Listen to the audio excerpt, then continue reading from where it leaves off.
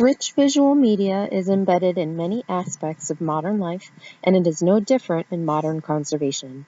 The use of video has become more common in wildlife assessment, and its capabilities are steadily increasing as technology improves. Four such functions I will be focusing on in this presentation are the use of remote videography to monitor land usage, analysis of animal behavior using biometric detection and tracking, ability to crowdsource information using videography and advanced technology, and the capability of video to engage viewers with conservation issues in a rich, dynamic way. Miniature video cameras attached to animals, specifically birds, allows access to places which humans could not otherwise reach. One study conducted by Roots, Toscano, and Hodgson in 2013 allowed a team of ornithologists to collect behavioral data from a true bird's eye view. They developed a lightweight camera which could be harnessed to and released from wild birds for much cheaper than previous models. The cameras could collect 94 minutes of video footage and had a timer to follow a set schedule of filming.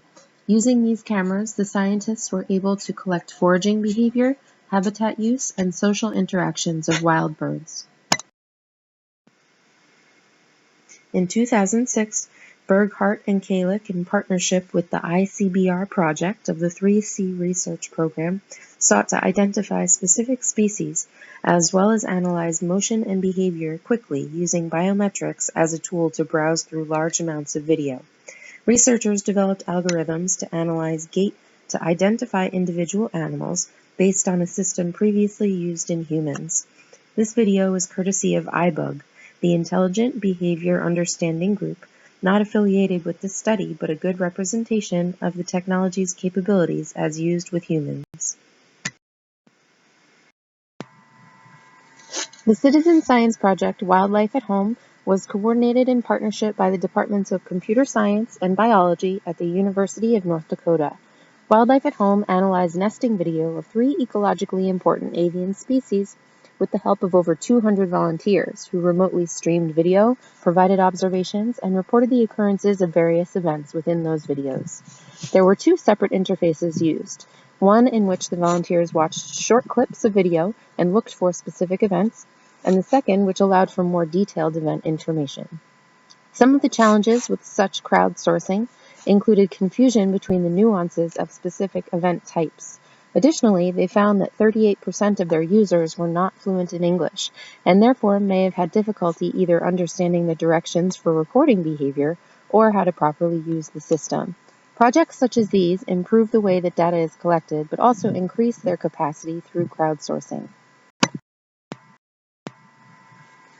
The Citizen Science Project Wildlife at Home was coordinated in partnership by the Departments of Computer Science and Biology at the University of North Dakota.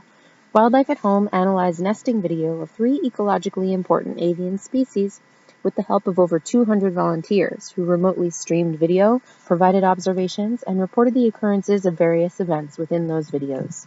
There were 2 separate interfaces used, one in which the volunteers watched short clips of video and looked for specific events, and the second which allowed for more detailed event information.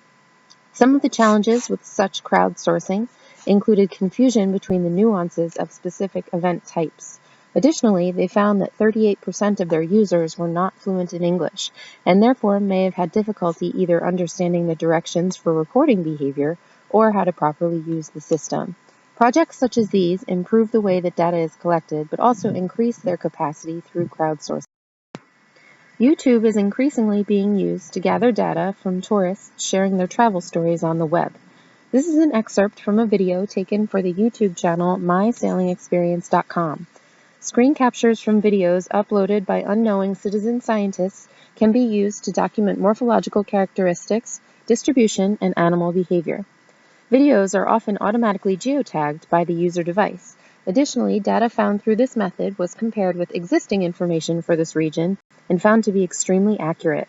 Though the sample size is larger in more touristy areas, the knowledge acquisition is practically free as no training or paid labor is required. Some strengths of video include it can monitor species with large ranges across increased areas and timeframes. It allows for understanding of ecological or behavioral changes over time. Using remote devices minimizes disturbance to animals and protected areas. In areas with restricted human access, remote technology can serve as a substitute. And remote real-time tracking can be beneficial in managing wildlife-human conflicts with reduced risk. Some weaknesses for using video in wildlife assessment include the field of view can be restrictive when recording wildlife movements outside of specific sites, if not used in conjunction with drones or other mobile devices. Streaming in real time can be restricted by battery life if not equipped with solar or wind generators. Technical problems, including satellite connectivity, software glitches, malfunctions due to weather, etc., are common. Video can be more effective at monitoring larger animals, and accuracy can decrease as the size of the animal decreases, and all of this technology can be costly to maintain. Since social media as we know it entered the tech scene with the creation of 6 Degrees in 1997 and the first blogs in 1999, its popularity has been steadily and exponentially increasing. In a recent analysis of social media usage as a conservation strategy, Giovas, Janias, Garaguni, and Gonzalvo in 2016 claimed that as of 2013, 1.73 billion people use social media at least once, or 23.37% of our current global population. Predictions indicate that this will increase to 2.55 billion people by 2017. This equates to 34.45% of the world's population. During a keynote at Barcelona's Mobile World Congress, Mark Zuckerberg predicted the capacity for video in social media and for his own platform of Facebook. He stated that a few years from now, the vast majority of the content that people consume online will be video. To this note, social media and the use of video has the power to broaden the reach of conservation messaging and change the way that people consume scientific information.